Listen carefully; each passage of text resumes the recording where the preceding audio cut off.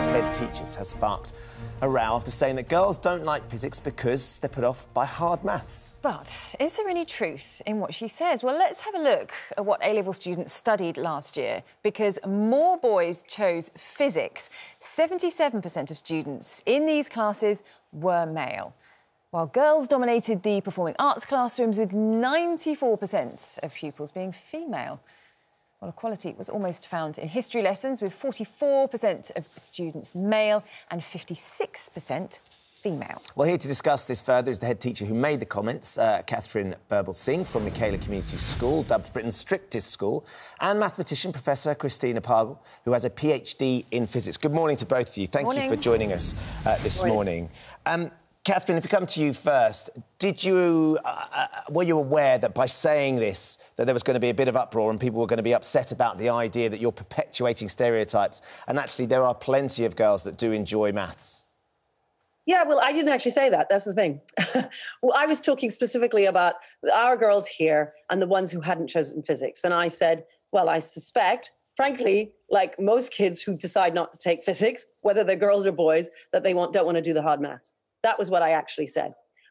Having said that, I do think that the position that we often take, where we think that unless we have 50% in the subject of girls and boys, that there is necessarily a problem. I had spent 20 minutes being interviewed and giving advice on how to deal with the cultural issues that I think surround reasons why girls might not choose STEM subjects.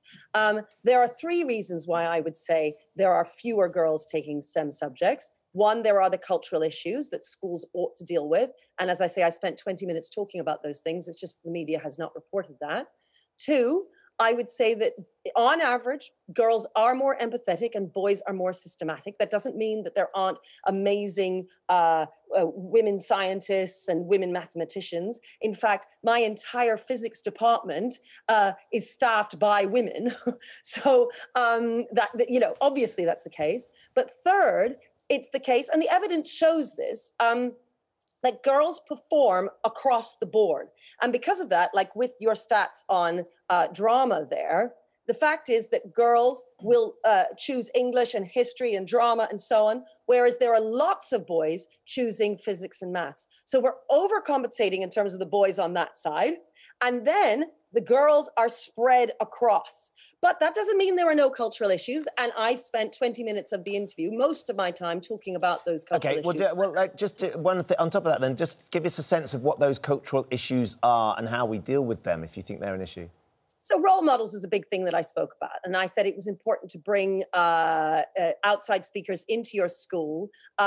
When it comes to staffing, it's a huge problem in schools with shorted subjects like science and maths. And so you need to make sure that you get excellent teachers. And I said government needed to do more in terms of those shorted subjects. And they also needed to do more in terms of careers, advising girls and boys about what careers would be best for them. That can be something that schools have a lack in terms of that expertise, and also having outside speakers come in and speak. Sorry, those are our pips here for the kids coming into school. That's and okay. So, don't worry. I was just going to say, should we go over to Professor Christina at this stage? Just because, you know, obviously you've outlined there your views and why you think we're in the situation that we're in. Professor Christina, from your point of view, I know, you know, you sort of strongly disagree with this idea about boys and girls subjects, but you've had a lifetime studying and wanting to encourage fellow women to go into doing physics and maths and sciences. What do you make of this and the reasons that Katherine's been talking about there as to why she thinks fewer girls aren't pursuing this?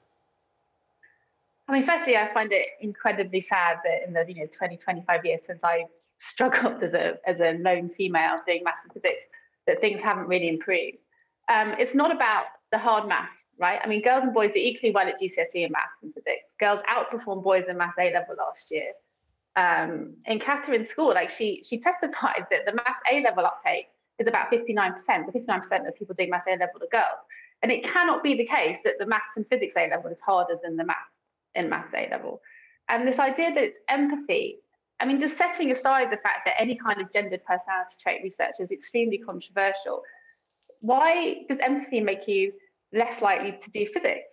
Why do you need more empathy to do physics than you do to do chemistry or maths, where 60% of girls, 60% of the people doing it are girls? In the committee on Wednesday, Katherine said that she only looked at the gender differences in her school the day before. So how can she know what the reasons are for why girls aren't doing it? If you actually look at the Institute of Physics, who have spent decades doing research into this, they highlight, you know, the cultural things that she's mentioned, but also that it's about self-concept. It's about somehow that the girls start seeing physics as a boys' subject. And you can see that in the fact that in single-sex schools, many more girls actually pick up physics. OK, well, let's, Professor Christina, let's go back to Katherine on that, because they're pertinent points you can answer directly, Katherine. Well, as I say, I think cultural issues do play a part. But it's wrong to have this idea that we ought to have 50% girls in all subjects and 50% boys.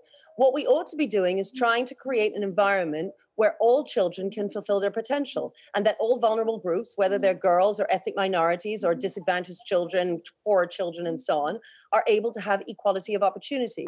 The idea of pursuing equity, which is this idea of 50%, 50%, is wrong. When we have disparities, it does not mean that we have discrimination. Now, I'm not saying discrimination doesn't exist, and I'm not saying the things that we've just discussed there, that idea that there is self-concept, that lack of role models, that perhaps teachers aren't as encouraging for girls in various ways. There will be a whole number of reasons.